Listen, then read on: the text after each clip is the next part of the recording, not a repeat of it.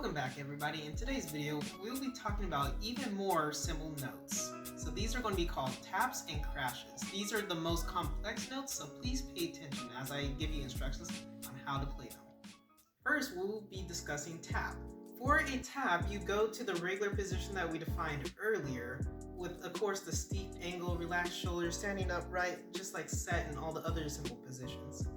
But when you have tap like this, you'll actually have a prep, one note before you actually play the tap itself. So this prep will be at an angle similar to this. So the right arm will be straight vertical like port, but offset where it's in line with your shoulder. On the count of the note, you'll explode with energy downwards to hit the cymbals together at their edges. The reason why you want to hit them at the edge and rather than in the middle is because hitting in the middle can damage the cymbals. So by hitting at the edge, you not only get a better sound, but you also protect the cymbals because that is their strong point. So again, you would come out at a vertical angle with the prep, one note count before your actual note, then explode with energy downwards with a lot of speed to actually play the tap. Another version of tap that we'll also be talking about today is called a tap choke. For a tap choke, you'll go to the regular tap position just like we defined earlier. You'll have the same prep and the same note as a regular tap, but an eighth note after the tap, you'll go into the body to choke. So like we talked about with the choke position, this is used to cut off the sound of a note or to stop the reverberation. The reason why we choke off the sound is to give the tap choke a more meaty texture to it, so that when you play the note, it has a beefy sound in the overall ensemble sound. About 2 counts after the tap choke is when you'll reset back to tap. So this is the same with other variants of notes. Here are some examples of taps and tap chokes. Since these are very common notes for every cymbal line, it is very easy to find videos of different cymbal lines playing taps and tap chokes. So I have a lot more freedom in who I get to choose to add to the videos. Because they are so common, the technique between each cymbal line is very different, so just pay attention to the definitions that we give out. In general, the pivot motion during the prep is exactly what you would need as seen in the video. And just a side note, you don't want to go beyond the straight vertical angle that we show, otherwise that is harder to control when playing a tap. Unlike before, I'll also try to add some audio of what a tap and a tap choke sounds like.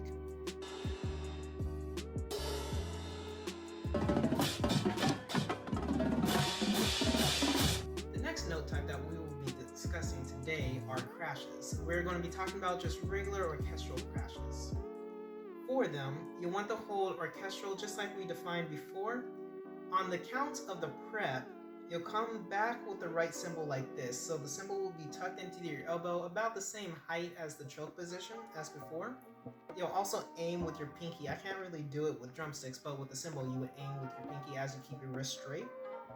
On the count of the note, you'll drive forward with the right cymbal into what we call the impact.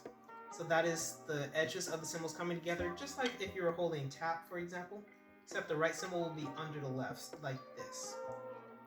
When you drive through the cymbal, they'll come together and make what we call the flam. So just like a regular drum note, a flam is two impacts coming so close together that they sound like one note. We call this the flam because that is what actually causes the sound of the crash. The impact will sound just like a tap, but the actual flam is what you recognize as the crash. They are in one motion, but they have 2 components that are very important. You'll also continue driving forward with the right cymbal all the way until your arm is completely straight, with your elbow not bent at all.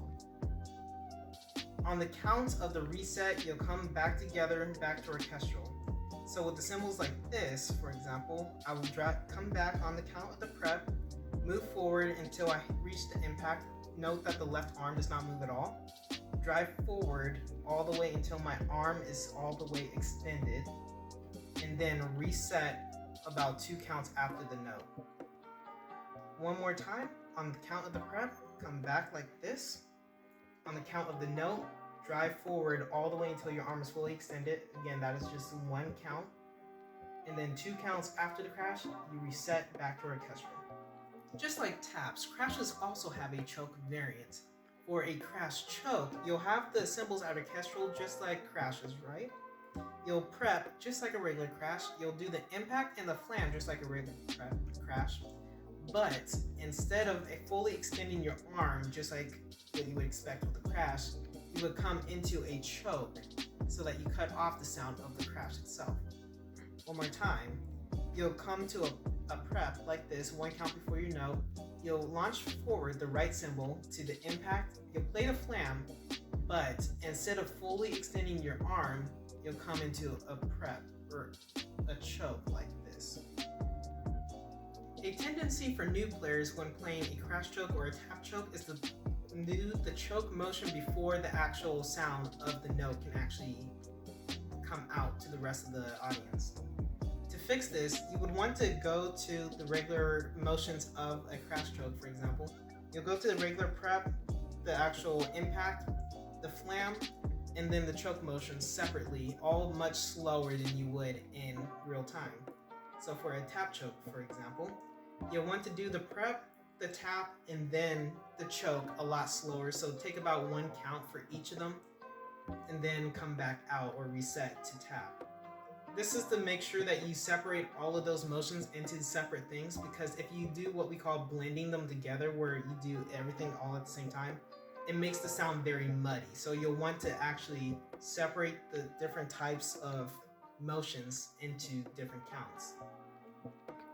Before we continue, I would just like to make a couple of side notes. One, when it comes to taps and crashes, you'll want to have a lot of speed, but not a lot of force. For this, you'll use the smaller muscles in your arms and your hand, for example, to generate a lot of speed, but you don't want a lot of force from the bigger muscles like your biceps or your triceps. So again, you'll want a lot of speed, but not a lot of force. The second note would be that during a crash, you want your fingers off of the cymbal as much as possible. I can't do that necessarily with drumsticks, but if I had a pair of cymbals with straps, you would want all your fingers off the cymbals as you play the crash, so that you generate as much sound as possible.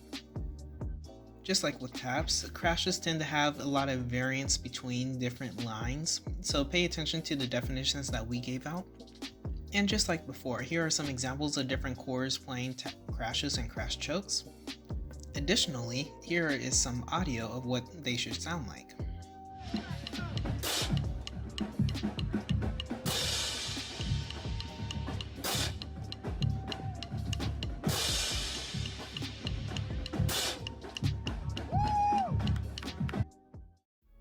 That is all for this video. Come back next time where we will be talking about even more variants for crashes.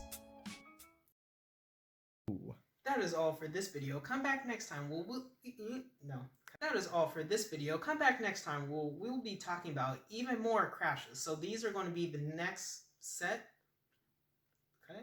That is all for this video. Come back next time. The point of cutting off the sound is to give a more meaty sound to the tap choke, and the quick cut off of the sound allows for a void in this